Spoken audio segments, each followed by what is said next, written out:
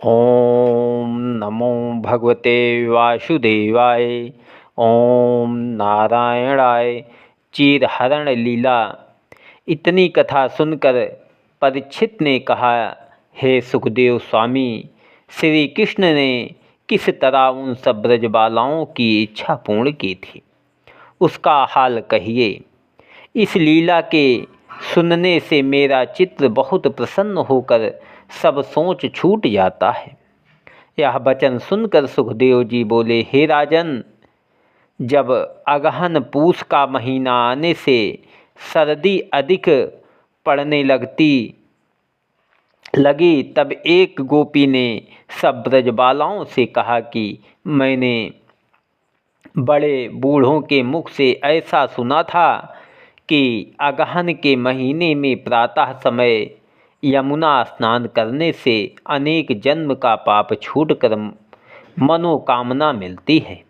सो हम लोग नियम बांधकर यमुना स्नान करें तो उसके प्रताप से मोहन प्यारे हमारे पति होंगे। यह बात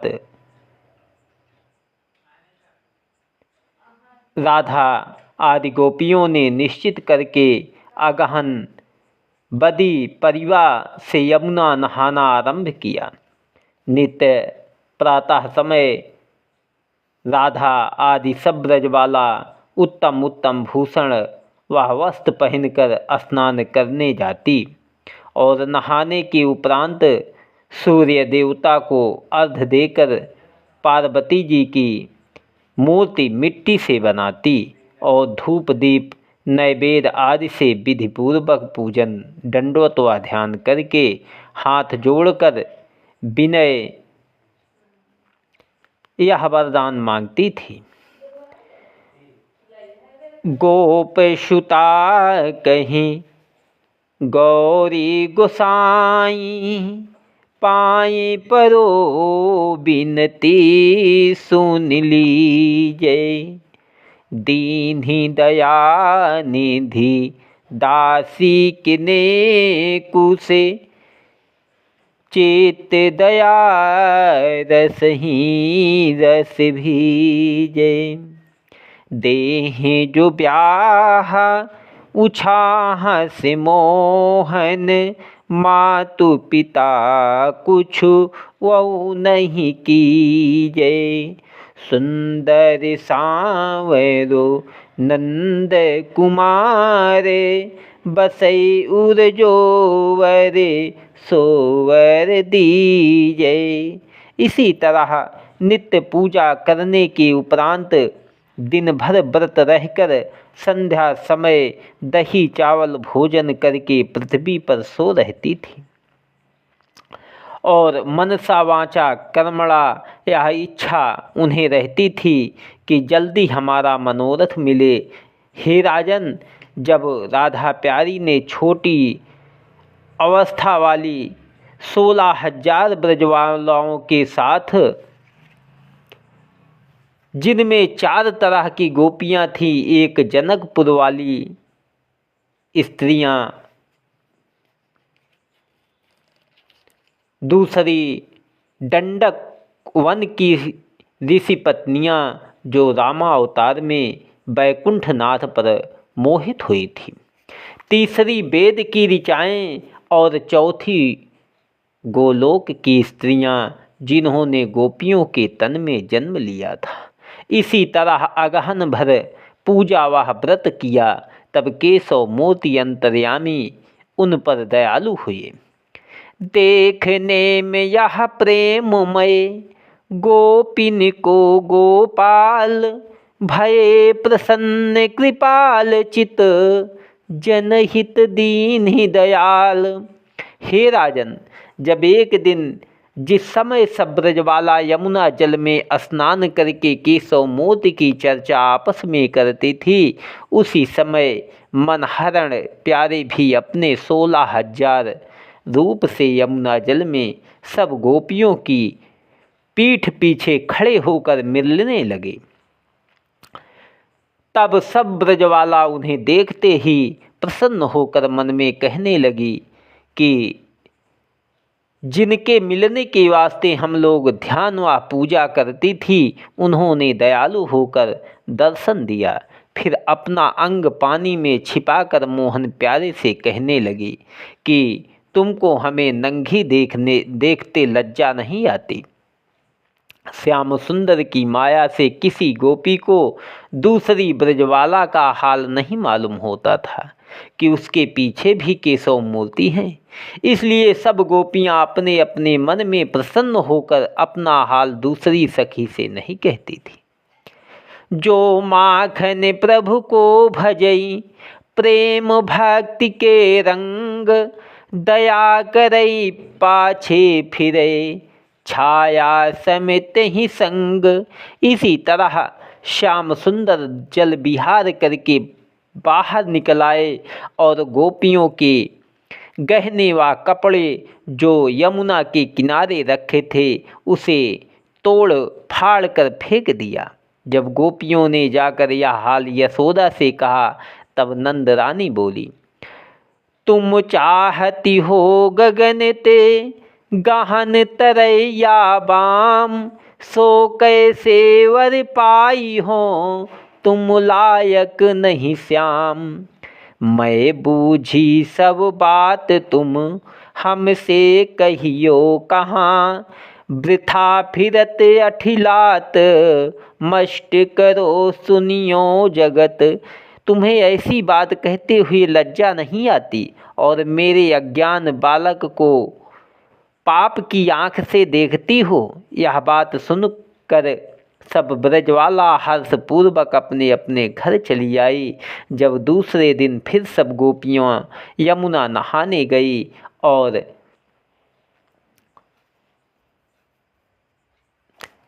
धरे उतारी उतारी सब तट पर भूषण चीर, नग्न होए स्नान हित पैठी यमुना नीर।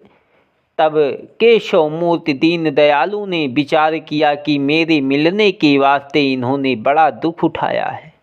ऐसा विचार उस दिन श्याम सुंदर ने बलराम जी से कहा कि हे भाई, आज तुम गाय वन में चराने ले जाओ, मैं पीछे से कलेवा लेकर आऊँगा।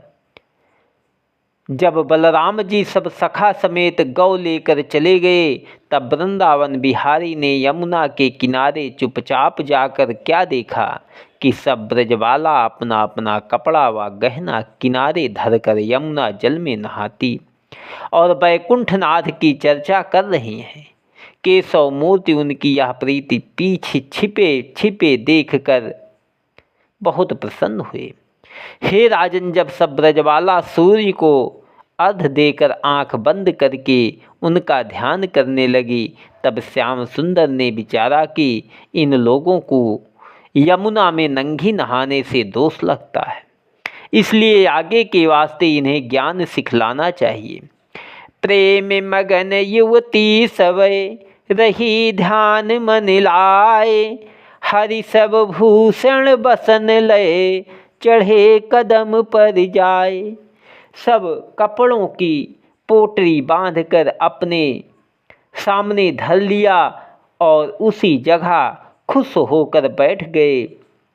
जब गोपियाँ स्नान करके बाहर निकलीं और उन्होंने अपना कपड़ा व गहना यमुना के किनारे नहीं देखा, तब चारों ओर ढूंढकर आपस में कहने लगी कि हे सखी, यहाँ तो चिड़िया का पूत भी नहीं आया, ना मालूम कौन हमारा भूषण व वस्तु उठा ले गया। माखन चोर के सिवा और कौन हमारी वस्तु ले जाएगा। ऐसा कहकर दीन वचन से पुकारने लगी कि कहीं श्याम सुंदर हो तो अपना दर्शन दे। यह वचन सुनते ही केशव मूर्ति ने एक बेर धीरे से बांसुरी बजा दी। तब एक सखी ने उस शब्द की ओर आंख उठाकर क्या देखा कि मुरली मनोहर मुकुट पहने, लकुटिया लिए, केसर का तिलक दिए, बनवाला गले में डाले, पीतांबर बांधे कदम के वृक्ष पर छिपे हुए बैठे। यह हाल देखते ही उस सखी ने सब ब्रजबालाओं से पुकार कर कहा, टूक इधर तो देखो, माखन चोर धोतियां चुराए हुए पोटली बांधकर कदम पर बैठे हैं। यह बात सुनकर जैसे सब ब्रजवालाओं ने श्याम सुंदर को वृक्ष पर बैठे देखा, वैसे लज्जित होकर गले भर पानी में चली गई और हाथ जोड़कर विनय किया। बोली, हे दीन दयालु, दुख हरने वाले, धोतियाँ तो हमारी दे डालो। माखन प्रभु घन श्याम जू, तुम्हें उचित यह नाहि, हम दासी बिन दाम की, समझो तुम मन माही। यह बात सुनकर मोहन प्यारे बोले कि तुम लोग अपना अपना गहना व कपड़ा फेंक कर स्नान करने लगी थी, सो मैंने उसकी रखवाली किया है, बिना चौकीदारी दिए कपड़ा नहीं पाओगी। गोपियों ने कहा कि हम लोगों को जल में जाड़ा मालूम होता है, तुमको दया नहीं आती। तन मन धन आरपियों, तुम्हें सो है तुम्हारे पास, अब अंबर दीजे हमें, जानी आपनी दास। तब हंसी कहो कन्हाई जो, तन मन मोह को दियो, ले हूँ बसन हाई जो, मानो में हाई जो, मानो मेरो कहो। तुम सब एक एक सुंदरी जल से निकलकर मेरे पास आओ, तब तुम्हारे वस्त्र दूंगा, नहीं तो बाबा नंद की सौगंध है, जो बिना ऐसा किए धोतियाँ अपनी पाँव या बचन मनहरण प्यारे का सुनकर राधिका बोली कि हम तरुण स्त्रियां तुम्हारे सामने नंगी किस तरह आवे। यह ज्ञान सुन तुमको किसने सिखाया जो हमें नंगी देखना चाहते हो। छाड़ी देव यह टेक हरि, बरुभूषण तुम लेओ, शीत मरन हम नीर में, चीर हमारे देव। दूषण हो तु अपार जो, तिये अंग देखो पुरुष, ताते नंद कुमार, नंगी नारी ना देखिए। जब इस तरह इतनी विनय करने पर भी मोहन प्यारे ने उनका वस्त्र नहीं दिया, तब सब ब्रजवाला रुखाई से बोली कि नंद कहीं के राजा नहीं हैं जो उनकी दुहाई फिर गई हो। तुम हमारी धोतियाँ चुराकर सबको नंगी देखना चाहते हो, यह तुम्हारा चलन हमको अच्छा नहीं लगता। अभी हम लोग अपने अपने पिता व भाई से जाकर तुम्हारा हाल कहें तो वो लोग आकर तुम्हें चोरी में पकड़े और नंदया व यशोदा के पास ले जाकर तुमको दंड दिलावे।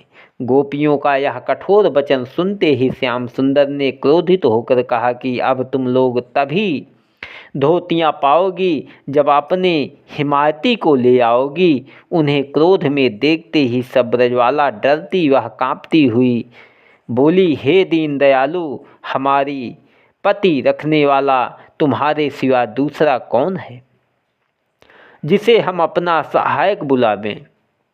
तुम्हारे चरण की दासी होने के लिए तो हम लोग यमुना स्नान व व्रत पूजन करती हैं, सो तुम निर्दयता छोड़कर अपनी दासियों पर दया करो और हमारे चीर दे डालो। आप त्रिलोकीनाथ हैं, आपके ऊपर हमारा कुछ वश नहीं चलता। ना मालूम तुमने कौन सी मोहिनी हम पर डाली दी है जो तुम्हारी सांवली सूरत देखे बिना हम लोगों को अपना घर दुआर और कुल परिवार कुछ अच्छा नहीं लगता। हमें अबला अनाथ समझकर दया करो। यह दीन वचन सुनते ही केशव मूर्ति ने क्रोध क्षमा करके कहा कि जो तुम लोग अपने सच्चे मन से मेरे मिलने के लिए व्रतवाह स्नान करती हो, तो लज्जा का कपट को यमुना जल में डुबा कर वहाँ से नंगी मेरे पास आकर धोतियाँ अपनी ले जाओ। बिना अंग दिखलाए चीर नहीं पाओगी। यह वचन सुनते ही सब गोपियों ने आपस में कहा कि एक मनहरण प्यारे हमें नंगी देखे वह अच्छी बात है, यह सारा गांव देखे वह उत्तम होगा। ये तो हमारे अंतःकरण का सब हाल जानते हैं, इनसे लज्जा करना ना चाहिए। कहत परस पर मिली सबय, हरिहट छोड़त नाही। चीर बिना कैसे बने, कौनो भांति घर जाई। चलो लीजिए चीर, इन्हीं को हट राखी हैं। मनमोहन बलबीर, जो कछु कहे सो कीजिए। ऐसा कहकर सब गोपियाँ एक हाथ से अपनी भग और दूसरे हाथ से कूंचों को छिपाकर यमुना जल से बाहर निकली और केशव मूर्ति के सामने जाकर सिर नीचे करके खड़ी हो गई। तब मुरली मनोहर ने कहा कि अभी तक तुम्हें मुझसे कपट बना है। कपटी जीव मेरे पास नहीं पहुँचते। तुम लोग एक एक करके सामने खड़ी होकर सूर्य देवता को हाथ जोड़ो, तब तुम्हारे चीर दूंगा। क्योंकि तुमने व्रत में नंगी स्नान करके सूर्य देवता का अपराध किया है। यह बात सुनकर गोपियों ने कहा कि हे नंदलाल जी, हम लोग सीधी भोली ब्रजवालाओं ने क्यों कपट करते हो। माखन प्रभु सभी कहे हम, आई तुम्हें ये हेत, यही तुम्हारी साँच है।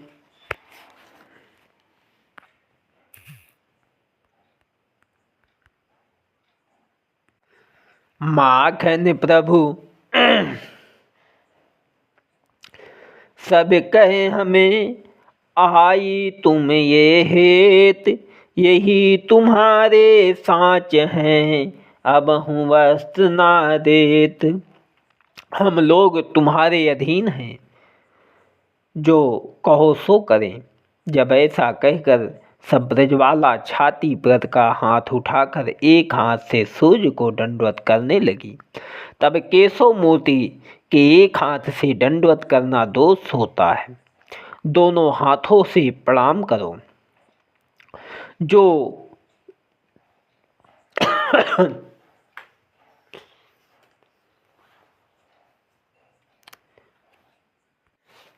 जो कहियो करी हैं सबे, हंसी बोली ब्रजबाम। लेहूँ पलटो हम कहूँ कभू, सुनो श्याम अभिराम। जब ऐसा कहकर सब गोपियाँ मोहन प्यारे के प्रेम में मग्न हो गई और लज्जा छोड़कर दोनों हाथों से सूर्य देवता को दंडवत किया, तब श्याम सुंदर उनकी निष्कपट भक्ति व प्रीति देखकर बहुत प्रसन्न हुए और वृक्ष पर से उतरकर सब धोतियाँ अपने कांधे पर धर गोपियों से कहा कि अब तुम्हारा बोझा मैंने अपने ऊपर उठा लिया। मनुष्य के तन में जन्म लेने का यही फल है, जो दूसरे का उपकार करे। सुभग शरीर निहारी कर, माखन प्रभु बलबीर। प्रेम प्रीति रस बसु भये, दिए सबन के प्रीचीर। हे राजन, जब ब्रजबाला अपना अपना भूषण व वस्त्र पहनकर केशव मूर्ति के प्रेम में ऐसी मग्न हो गई कि उनका मन घर जाने को नहीं चाहता था, तब मोहन मूर्ति ने कहा कि तुम लोग इस बात में खेद मत मानना। तुम्हें आगे के वास्ते मैंने ज्ञान सिखला दिया। जल में वरुण देवता का वास होता है, इसलिए नंगी होकर जल में स्नान करने से सब धर्म व पुण्य बह जाते हैं। अब तुम्हें यमुना स्नान व व्रत करने का फल प्राप्त हुआ। तुम लोग मुझे बहुत प्यारी मालूम होती हो। कुंवार सुदी पूर्णमासी को मैं तुम्हारे साथ रास लीला करके तुम लोगों का मनोरथ पूर्ण करूँगा। अब अपने अपने घर जाकर व्रत रखना छोड़ दो। यह वचन सुनते ही सब ब्रजबाला प्रसन्न होकर अपने अपने घर चली गई और आठों पहर श्याम सुंदर के ध्यान में लीन रहकर कुंवार सुधी पूर्णमासी का दिन गिनने लगी। देखी चरित तन नंद के, देखि चरित नंद के, सखी बालमति भोर, सुधि बुद्धि मन कछु थिर नहीं, कहत और की ओर। केशव मूर्ति वहाँ से बंसी वट में जाकर ग्वाल बालों के साथ गौ चराने लगे। इतनी कथा सुनकर परीक्षित ने पूछा, हे स्वामी, श्री कृष्ण पर ब्रह्मा का अवतार होकर जिन्हें सब जगत का पर्दा ढांपना चाहिए, उन्होंने शास्त्र के विपरीत पर स्त्री को क्यों नंगी देखा? यह मेरा संदेह छुड़ा दीजिए। सुखदेव जी बोले, हे राजन, स्त्री को नंगी होकर नहाने से बड़ा पाप होता है। जब तक उसी तरह जल में से नंगी होकर दूसरे पुरुष के सामने न जावे, तब तक उनका वह दोष नहीं छूटता। इसलिए मुरली मनोहर ने शास्त्रानुसार ऐसा करके उनका पाप छुड़ा दिया।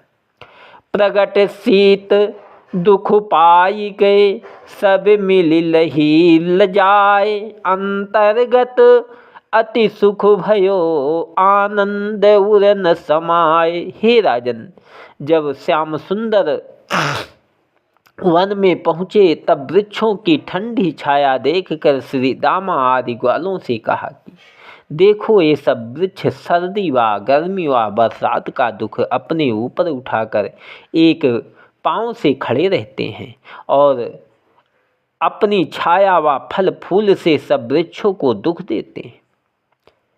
कोई मनुष्य उनके प्रमुख नहीं जाता। मनुष्य इनसे सुख पाने पर भी इतनी डाली व पत्ता तोड़ लेते हैं, तब भी वह बुरा नहीं मानते। फल व फूल लगे रहने के समय बटोहियाँ का सम्मान करते हैं।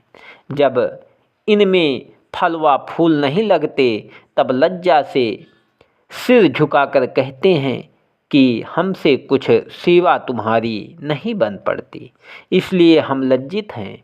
धन पात्र व कंगाल दोनों से बराबरी प्रीति रखकर योगीश्वर के समान तप करते हैं।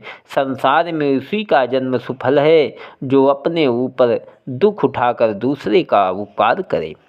महिमाए से ध्रुवन की, कापे बढ़नी जाए, प्राण बड़े दातान के, ईद में बैठे आए। इस तरह वृक्षों की बड़ाई करते हुए मनहरण प्यारे ग्वालों समेत अपने घर आए। ओम नमो भगवते वासुदेवाय।